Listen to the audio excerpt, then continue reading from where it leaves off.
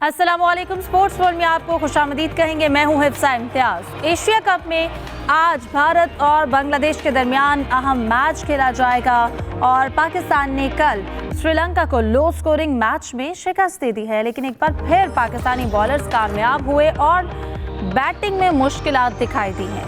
इब्रार अहमद और वरिंदर हसरंगा की मुकाबलेबाजी का खुशगवार इख्तिताम हुआ और सोशल मीडिया पर यह वायरल भी हो रहा है, लेकिन इसके साथ साथ इसके बाद भारतीय रवैये को लेकर टॉप ट्रेंड भी बन गया है। आईसीसी T20 रैंकिंग का भी ऐलान हो गया है और तीनों फॉर्मेट्स में पहली पोजीशन पर भारतीय क्रिकेटर विराजमान है, जबकि इब्रार अहमद भी तरक्की करके बॉलर्स में चौथी पोजीशन पर पहुंच गए हैं। पाकिस्तानी टेस्ट टीम का ऐलान रवा हफ्ते मुतवक्के है। जनूबी अफ्रीका टीम 7 अक्टूबर को पाकिस्तान पहुंचेगी और पाकिस्तान विमेन टीम ने कोलंबो में डेरे डाल लिए हैं। इन तमाम मौज़ूआत पर गुफ्तगू के लिए स्टूडियो में मेरे साथ मौजूद होंगे जाहिद मकसूद साहब, यूसुफ अंजुम और हमारा साथ दे रहे हैं सलीम खालिक साहब भी। सलीम साहब, आपसे आगाज़ करूंगी।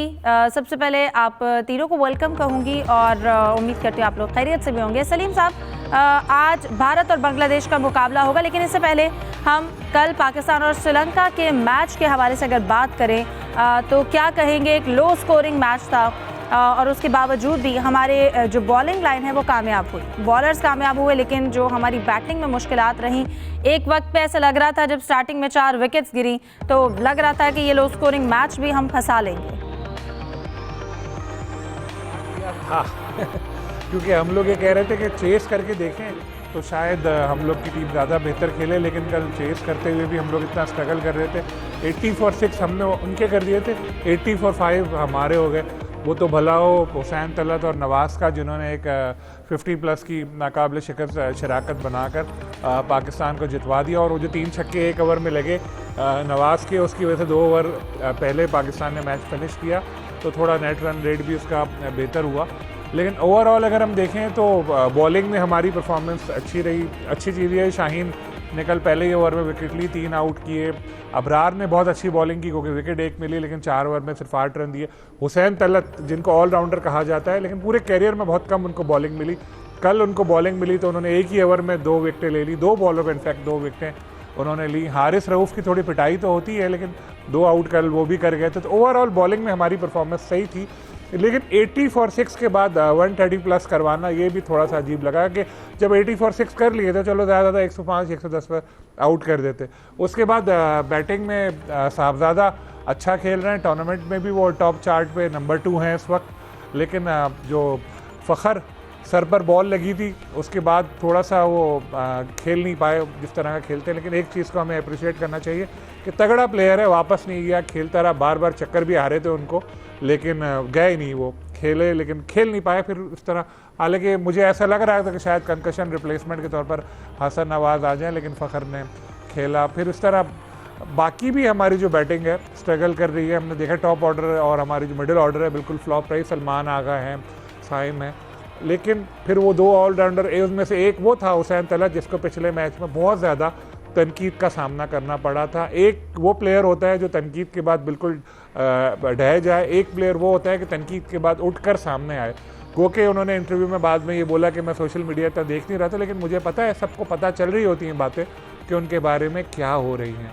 बहुत अच्छा खेल है, नवाज़ भी और हुसैन तलत भी, और पाकिस्तान के जितवाया।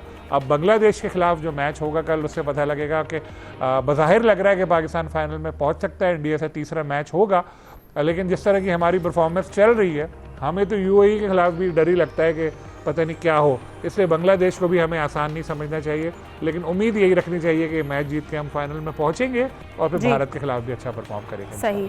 जाहिद साहब, आप क्या कहेंगे? स्पेशली अगर हम साइम अयूब की बात करें, सलमान आगा कैप्टन हैं, उनकी परफॉर्मेंस की बात करें, उन्होंने कल सिर्फ 5 रन बनाए 6 गेंदों पे, और फिर मोहम्मद हारिस ये अभी तक ऑफ कलर हैं। इन तीनों के हवाले से क्या कहेंगे? क्योंकि जब हमारी स्पेशली मिडिल ऑर्डर इस तरह से कोलैप्स करता है तो यकीनन फिर हमें टारगेट भी चेस करते हुए बहुत मुश्किलात होती हैं। बेसिकली जो कल का मैच था ना, वो टिपिकली पाकिस्तानी मैच था। टिपिकली पाकिस्तानी मैच वो होता है कि आसान हदफ को भी हम मुश्किल बना देते हैं और फिर ये नहीं पता चलता कि पाकिस्तान जीतेगा या हारेगा। माजी में ऐसा हुआ कि ऐसे मैच हमने हारे भी हैं और जीते भी हैं, और इसी तरह का कल मैच था। और क्योंकि इब्तदाई विकेटें जल्द ले ली, शाहीन अफरीदी जिन पे इंतज़ार था हमें कि इब्तदाई ओवर्स में विकेटें लेंगे, उन्होंने अपने 2 ही ओवर्स में जो उनके इन फॉर्म और आज के नहीं कई सालों से पृथ्वी निशानका और कौशल मेंडिस जिस किस्म की बैटिंग का मुजाहरा कर रहे हैं, बड़ी कीमती विकेटें थी जो शाहीन अफरीदी ने ली हैं। और इसके अलावा मुझे लगता है कि कल श्रीलंका के नुक्ता नज़र से अगर देखा जाए तो उनके कप्तान ने अच्छी कप्तानी भी नहीं की है। जैसे वो करुणा रत्ने को, चंबिका करुणा रत्ने थे, उनको एक ऐसे मौके पर बैटिंग के लिए भेजा गया जिन्होंने काफ़ी गेंदें ज़ाया की, एक आध चौका लगाया जो कि उनका, और उस वक्त श्रीलंकन टीम प्रेशर में आई, पाकिस्तानी बॉलर जो है मज़ीद उस पर हावी हो गए और दूसरी तरफ बैटिंग की तरफ आए तब भी उनको भेजा, लेकिन श्रीलंकन नुक्ता नज़र से विलल आगे अगर होते शायद इस पिच पे ज़्यादा कामयाब होते। जहाँ तक आपने साइम हारिस और आगा साहब का जिक्र किया है तो एक बड़ी मायूसी होती है, क्योंकि अब इतना टूर्नामेंट गुजर चुका है, एशिया कप मुसलसल जो है इन आउट ऑफ फॉर्म है। साइम भी बड़ी तवक्कुआत थी, आपको याद होगा साउथ अफ्रीका में पैदर पे इन्होंने सेंचुरियाँ की थी, फिर शायद इस कदर तवक्कुआत लगा ली हमने भी और शायकीन ने भी कि उससे निकल ही नहीं पा रहे और बड़ी जल्दी आउट होकर विकेट गंवा कर चले जाते हैं। यकीनी तौर पर अब ओपनिंग से उनको 1 डाउन भेजा गया, प्रेशर पिछले आने वालों पर पड़ता है।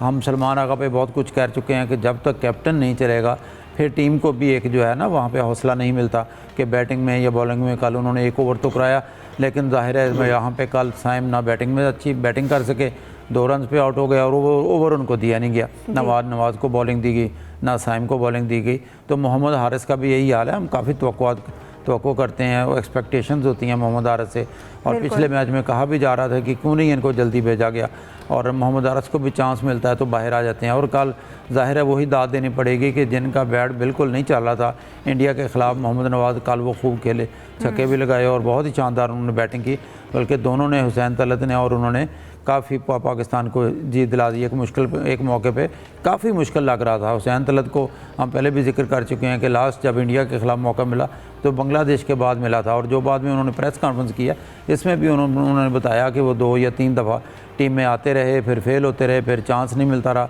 तनकीद भी होती रही। सोशल मीडिया के हवाले से उन्होंने कहा हम कोशिश करते हैं सोशल मीडिया से दूर रहें, लेकिन इधर उधर से हमें ख़बरें मिल जाती हैं और उसका प्रेशर पड़ता है ना सिर्फ हम पे बल्कि टीम पर भी पड़ता है। अगर पॉजिटिव किस्म की उनका मौक़िफ़ था, तनकीद हो तो ठीक है, लेकिन अगर मौका मिले बगैर ही तनकीद जाए तो फिर टीम के लिए मुश्किल हो जाता है।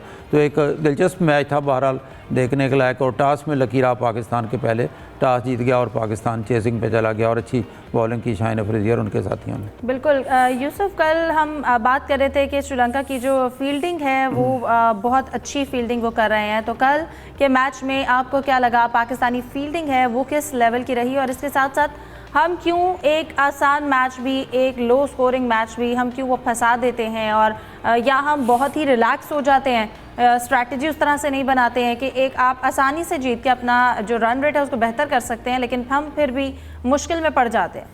देखें हिफ्ज़ा, कल के मैच में यकीनी तौर पर हम पहले की तरह के जो जब भी पाकिस्तान का मैच होता है हार्ट बीट तो ऊपर नीचे होती रहती है, ये तो मामूल बन चुका है अब, और अब जो क्रिकेट फैंस हैं ये सारे उसके आदी भी हो चुके हैं कि पाकिस्तान की टीम से कुछ भी बाइज नहीं है, वो किसी भी लम्हे कुछ भी कर सकती है।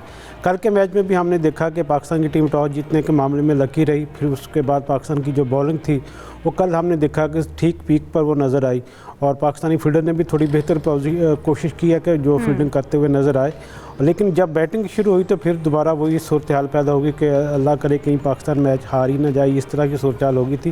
लेकिन वो तो भला हो कि हुसैन तलत और मोहम्मद नवाज़ का जिन्होंने थोड़ा आसरा दिया और विकेट पर रुके। हम पहले कहते रहते हैं कि इन पिचेस पर आपको जब तक लंबा पार्टनरशिप नहीं बनाएंगे आप मैच जीतने की पोजीशन में नहीं आएंगे। कल जिस वक्त दोनों ओपनर बल्लेबाज बैटिंग कर रहे थे उनमें से अगर खुदा न खासा एक भी आउट हो जाता फिर हमारे लिए जो सूरत हाल थी मज़ीद मुश्किल हो जानी थी, लेकिन कमाल समझदारी के साथ उन्होंने बैटिंग की, और उसमें यकीनी तौर पर जैसा जायद साहब ने कहा उनकी जो कप्तान था श्रीलंकन, उसके जो फैसले भी कुछ ऐसे थे जो हैरान कुन थे। आपको याद होगा कि जिस ओवर में फ़खर जमान को बॉल लगा था हेलमेट पर, उसमें जमीरा तकरीबन 140-45 से ज़्यादा की रफ्तार से बॉलिंग करते हुए नज़र आए थे, और उसमें उन्होंने सिर्फ 1 रन भी दिया था, लेकिन उसके बाद उनको हटा दिया गया। भाई अगर आपका जो एक बॉलर है वो चढ़कर बॉलिंग कर रहा है तो फिर आपको उसको दूसरा ओवर भी देने में कोई हर्ज नहीं होना चाहिए था, लेकिन हमने देखा कि उन्होंने उसके बाद स्पिनर से बॉलिंग करवाना शुरू कर दी। तो मजमूई तौर पर ये ऑफ डे था श्रीलंकन के हवाले से, और पाकिस्तान की लकी डे था पाकिस्तान के लिए कि पाकिस्तान ने इस मैच के ज़रिए अपना जो एशिया कप में वो सफ़र का बल्कि ना सिर्फ काम जारी रखा है बल्कि फ़ाइनल की उम्मीदें भी अब लोग कर रहे हैं कि पाकिस्तान की फाइनल में भी पहुंचेगी। जो है वो उम्मीद करते हैं कि पाकिस्तान जो है वो फाइनल तक पहुँचे। सलीम साहब, इसके बाद जो पाकिस्तान का मुकाबला है वो बांग्लादेश से होगा और आज एशिया कप में बांग्लादेश जो है वो भारत से टकराएगी। क्या लगता है आपको इस वक्त बांग्लादेश के कैप्टन के ऊपर कितना प्रेशर होगा भारत को अपसेट करने का? देखिए 17 मैचों में से दोनों टीमों के 16 तो इंडिया ने ही जीते और इंडिया ने अपने आखिरी जो 2024 से मैच खेले गालिबन 31 मैच जीते हैं और 3 ही उनको शिकस्तें हुई हैं। इससे आप उनकी फॉर्म का अंदाज़ा लगा लें। ऑन पेपर दोनों टीमों का कोई मुकाबला नहीं है। एक अच्छी चीज़ बांग्लादेश के लिए ये है कि लिटन दास की बैक इंजरी हुई थी और शिरकत मशकूक लग रही थी, लेकिन अब खबरें आ रही हैं कि वो फिट हो गए हैं, खेलेंगे। बांग्लादेश की टीम में नो डाउट अच्छे प्लेयर हैं। मुस्तफ़ीज़ अच्छी बॉलिंग कर रहे हैं, मेहदी हसन अच्छी बॉलिंग कर रहे हैं, बैट्समैन अब उनके छक्के लगाने लगे हैं, जैसे पहले उनके पास नहीं थे ऐसे बैट्समैन। तो बांग्लादेश की टीम अच्छी है, लेकिन क्या इंडिया से मुकाबले के लिए अच्छी है, ये एक सवाल है। लेकिन एक बात और, T20 क्रिकेट में कोई भी किसी को हरा सकता है। तो ऑन पेपर अगर आप मुझसे वैसे पूछें तो मुझे लग रहा है कि 95% चांस तो इंडिया के जीतने का ही है। लेकिन अगर कोई ऐसे हो जाए, कोई चेंज, ऐसा कुछ ज़बरदस्त कोई परफॉर्मेंस आ जाए या इंडिया का जो बैड डे नहीं आया अब तक वो आ जाए तो फिर कुछ हो सकता है। वैसे हमारे लिए भी अच्छा यही है कि बांग्लादेश हार जाए आज और फिर हमसे भी हार जाए कल। उनके बैक टू बैक 2 मैचेस हैं, फाइनल तक पहुंचने के लिए पाकिस्तान के लिए ये अच्छा रहेगा। लेकिन वही बात कि T20 क्रिकेट है, हतमी तौर पर कुछ नहीं कह सकते। अच्छे मैच की तवक्को रखनी चाहिए। और बिल्कुल, अगर आज इंडिया जो है वो जीतता है, फाइनल में पहुंचता है, तो कल पाकिस्तान और बांग्लादेश का मैच जो है वो भी सेमीफाइनल की जो है वो सूरत इख्तियार कर सकता है। सलीम साहब, आपको जायद साहब आपकी जानिब आऊँगी, क्या लगता है भारत जो है वो अपनी प्लेइंग 11 में बांग्लादेश के खिलाफ कोई तब्दीली कर सकता है कि सीनियर्स को ज़रा रेस्ट दे, और बांग्लादेश से क्योंकि उनका मैच है तो शायद वो अपने यंग प्लेयर्स को ला सकते हैं? चांस हो सकता है, क्योंकि बुमराह जो है उतनी अच्छी बॉलिंग नहीं कर रहे जितना बड़ा जसप्रीत बुमराह का नाम है। और आपको याद होगा पिछले मैच ने बुमराह को, वरुण चक्रवर्ती को आराम भी दे दिया था, क्योंकि इंडिया के तमाम प्लेयर जो है मेरा ख्याल है इन फॉर्म उनकी टीम है।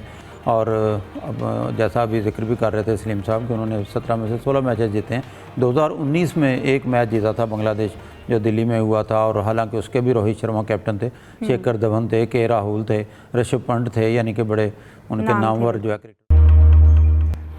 Welcome back. तो अब पाकिस्तान की जो टीम है वो इस वक्त अबू धाबी से दुबई पहुंच चुकी है और कल मैच होगा पाकिस्तान और बांग्लादेश के दरमियान। लेट्स सी वो मैच कौन जीतता है। और जायद साहब आपकी जानिब आऊँगी, ब्रेक पर जाने से पहले हम गुफ्तगू कर रहे थे। इसके साथ साथ कल के मैच में हमने ये भी देखा हसरंगा और इब्रार अहमद जो कि इन दोनों के आउट करने के बाद एक दूसरे को कॉपी करने की थोड़ी सी जिद दिखाई थी, लेकिन बाद में एंड पे ये बड़ा खुशगवार माहौल इख्तियार कर गया और इसके बाद सोशल मीडिया पर बल्कि इंडिया को इस हवाले से भी काफ़ी तनकीद की जा रही थी। लेकिन सबसे पहले इब्रार ने विकेट ली थी तो उन्होंने जो हसरंगा जो एक्शन दिखाते हैं उसके बाद वो उन्होंने किया। फिर जब हसरंगा की बारी आई तो फ़खर जमा, उन्होंने बल्कि हसरंगा को भी बोल्ड किया था और फ़खर जमा का आउट क्लास उन्होंने कैच लिया, बहुत ही मुश्किल कैच, बल्कि टूर्नामेंट के अब तक के अच्छे कैचेस में जिसका शुमार होता था।